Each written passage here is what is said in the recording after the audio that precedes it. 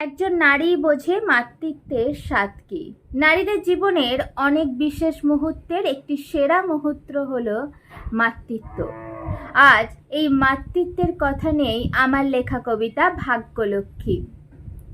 বিয়ের ৫ বছর পর রোহিণীর কোলে সন্তান এলো, ফুটফুটে এক কন্যা। ঠিক অন্ধকার আকাশে এক রাজ তারার মেলা। অনেকদিন পর রোহিণী হাসছে। দীর্ঘ ৩ বছর লোকের গুঞ্জনকে দূরে ঠেলে সরে দিয়ে আজ ভাগ্যলক্ষ্মী এসেছে। ৪-৫ দিন পর মেয়েকে নিয়ে শ্বশুর বাড়িতে প্রবেশ। সকলে খুশিতে আত্মহারা। একরত্তি বাচ্চাটিকে নিয়ে বসেছে উৎসবের মেলা। মাতৃত্ব অদ্ভুত এক জিনিস, নারীর সেরা অনুভূতি।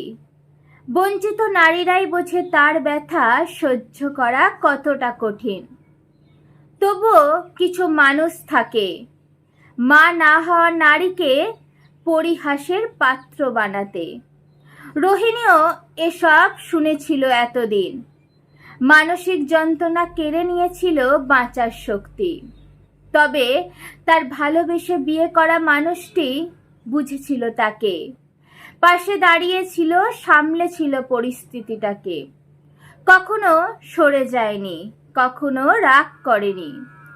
যেদিন রোহিণী প্রথম জেনেছিল তার মাতৃত্বের কথা, সব থেকে বেশি খুশি হয়েছিল ওই মানুষটি, যে তাকে ভরসা হারিয়ে না ফেলার আশ্বাস দিয়েছিল এতদিন।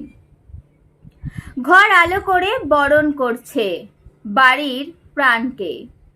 অপেক্ষার প্রহর গুনছে তাকে বুকে জড়িয়ে ধরার।